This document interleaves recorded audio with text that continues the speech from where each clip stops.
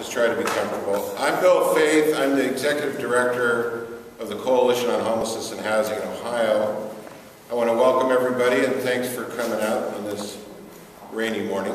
And we also want to thank Hopeful of Dayton for joining us to help raise awareness during National Hunger and Homeless Awareness Week. The images you see here, and there's also a display in the map room, are powerful reminders that at any time we are all just a paycheck or a crisis away from homelessness.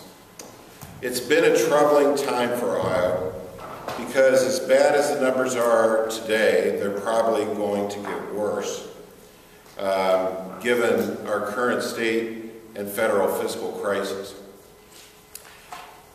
I want to say from the start, you know, we've been suffering through a recession for the last 2 or 3 years in Ohio. Our economy's not been great for a long time.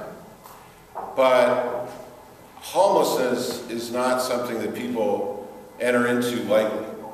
You know, they may go to an emergency food center, a food pantry, pretty quickly. So we saw numbers in that arena spike much earlier.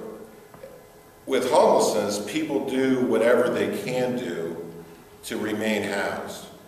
They'll double up with family and friends. They'll let other things go in order to pay their rent, and hang on to their housing for as long as they can. But another factor that delayed significant increases in homelessness was the fact that in the stimulus bill, the President provided $1.5 billion for homelessness prevention assistance. And Ohio got its share of money, almost $66 million, that since 2010 has been used to prevent homelessness for thousands of Ohioans that were on the edge. But that money is beginning to dry up. We're beginning to see communities run out of that money. Many have ran out earlier this year. Some have just a little bit left, but are soon to run out. Unemployment is certainly a contributing factor, but so is the cost of housing. While Ohio's not, you know, a very expensive housing state, I mean, we certainly are not like California or New York or Massachusetts, but our numbers are pretty steep for those at the bottom of the economic ladder.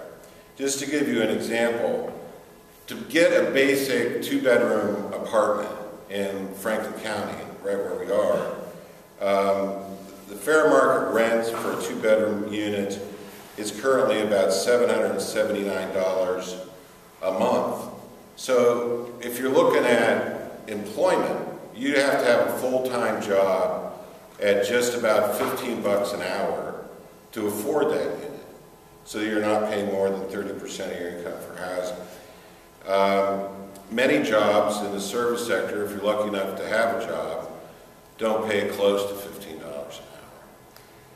So, and if you're a minimum wage earner in our state, while our minimum wage is higher than it used to be, you'd have to work 73 hours a week to afford that basic 2-bedroom unit. So you better have a friend living with you who also has one of those jobs. And for people with disabilities, if they're fortunate enough to be on SSI, Social Security Disability Benefits, it's much worse. A monthly disability check is $674 a month. And even if they only need a 1-bedroom unit, that fair market rent is still $566 a month. So they have a grand total of $118 left for all their other basic necessities. So people have exhausted other options. We're starting to see increases across the state. Even almost a year ago, we started to see a rise in our numbers. The point-in-time count documented that there's been almost a 5% increase across the state, and that was almost a year ago. For families, the increase has been 8%, and that was from January of 2011 compared to January of 2010. But in the last year, the situation's growing much dire.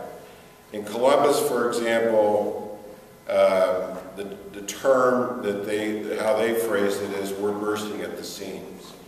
In Columbus, it probably has the healthiest economy of any of the big cities in our state. But 2 years ago, they had about 56 times over the course of the year, they had folks show up in their emergency shelter system that they couldn't accommodate. They were in an overflow situation, 56 times. So they do what they can to find them some accommodation, even resorting to vouchering people into hotels, cheap hotels, if there's nothing else available. But in the past year, this has happened 3,312 times. Their spending on overflow shelter has increased 5,000%.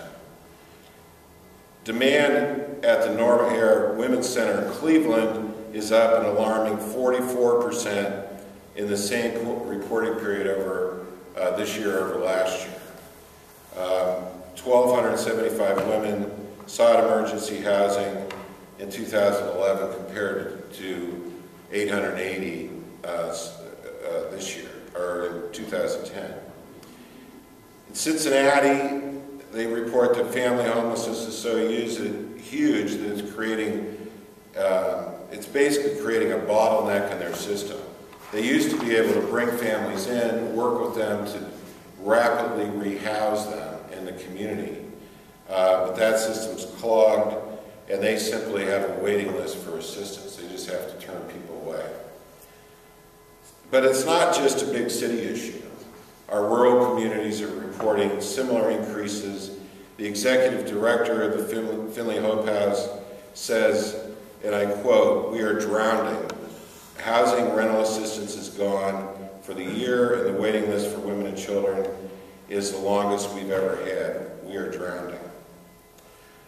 So we want to look at this in the context of what's going on in our current debate at a policy level, particularly right now in Washington. I just got back last night from several inspirational days in our nation's capital, but the picture isn't very pretty. I mean, we're actually creating more poverty through our policies, and how could that possibly lift us out of a recession? So if you look at just some of the numbers, Monday night, about midnight, the numbers came out from the HUD Appropriations Committee deliberations. And some of our key programs that could help in these areas did not fare very well.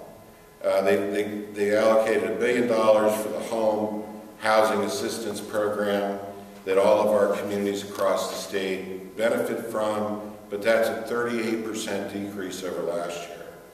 CDBG, which helps many low-income programs across our communities, is experiencing almost a 12% cut.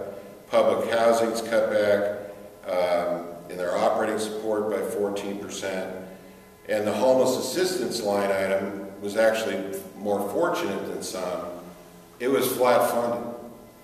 But they're not making up for the fact that we have had homeless prevention dollars over the past 2 years that we're not going to have going forward. There was an additional $1.5 billion nationally.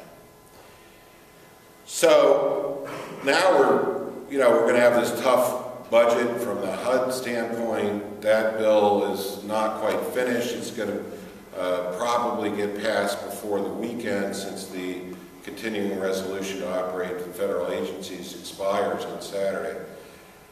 So we'll see, but I imagine these will be the final numbers.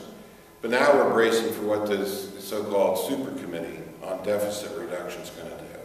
Our own Rob Portman is one of the few that are on that super committee. But I think they're working toward an agreement of how to slash over $1.2 trillion of federal spending over the next decade. So if they don't come to agreement, then there'll be slashing of programs across the board budget cuts. So we're just afraid of where they're going to go with this. You know, are they going to take it out on programs for the poor? Are they going to take it out on other housing assistance going forward?